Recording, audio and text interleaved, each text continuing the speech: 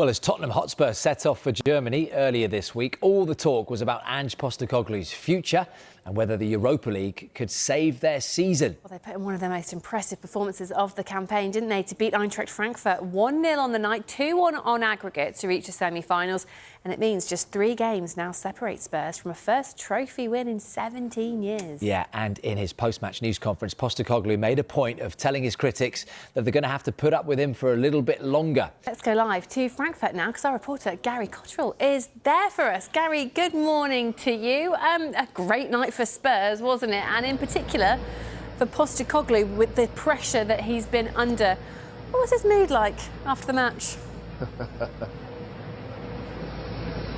You're going to have to put up with me for a little bit longer, mate, was the very Ange-like response to a very un-Ange-like, let's be fair, performance. They came to a very good Frankfurt side, kept it tight, kept a clean sheet, got that well-deserved penalty, cashed in on it, and afterwards Ange Postecoglou said that he was proud of the team. He said they always gave him belief because they kept heart and belief during his difficult times, and he said that they could have left him in a vulnerable place, the players, when he was under all that pressure, and he has been under all that pressure, but they never did.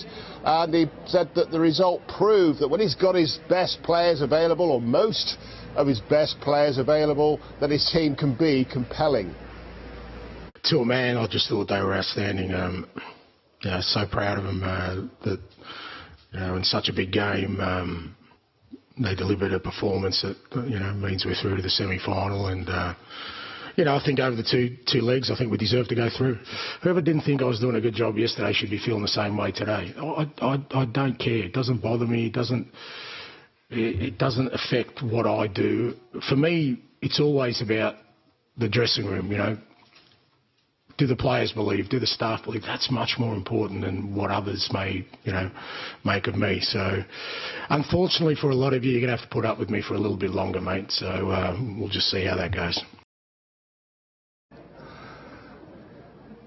Yeah, and that was, I think, directed at some of the journalists in that room, a few of whom perhaps had turned up not because it was an important game for Spurs and they could progress to the semi-final of a European competition, which of course in itself is important, but because it was billed, wasn't it, going into the match as potentially his last game in charge, and they'd come to see that happen, or at least he thought so. James Maddison's bravery, Gary, it typified Tottenham's performance, didn't it? He did eventually have to come off. It was a brutal challenge with the goalkeeper. Do we know what the extent of that injury is? Was there any concussion there at all?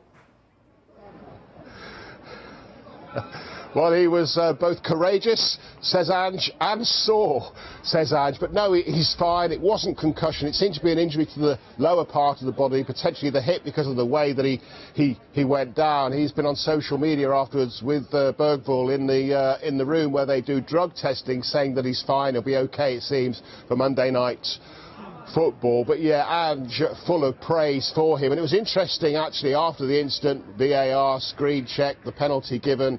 Matisse Tell went up to take the penalty, but Ange, overruled him and told Solanke to take it. And he was, as I say, full of praise for Maddison, who he had his arm around in the tunnel after the match.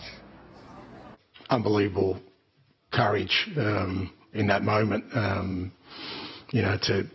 To put his body on the line, knowing full well he was going to, cop a pretty severe knock. I mean, I was surprised there wasn't a red card, but super courageous from him. And look, he's sore, but I'm sure that's all been numbed, knowing that he's helped us progress to the semi. Are you warming to VAR tonight? Are you pleased with the intervention, or are you still a bit cross that it wasn't a red card? Oh, well,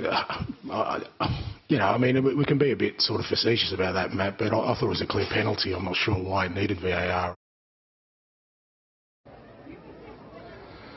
So Bodo glimpsed in the semi-final, and we got a glimpse of behind the scenes with Spurs, because the area where we wait to do interviews after the match, and nobody stopped, by the way. They were in a hurry to get back onto the plane, but not in too much of a hurry for most of them to stand around watching their devices to see what happened in that United game.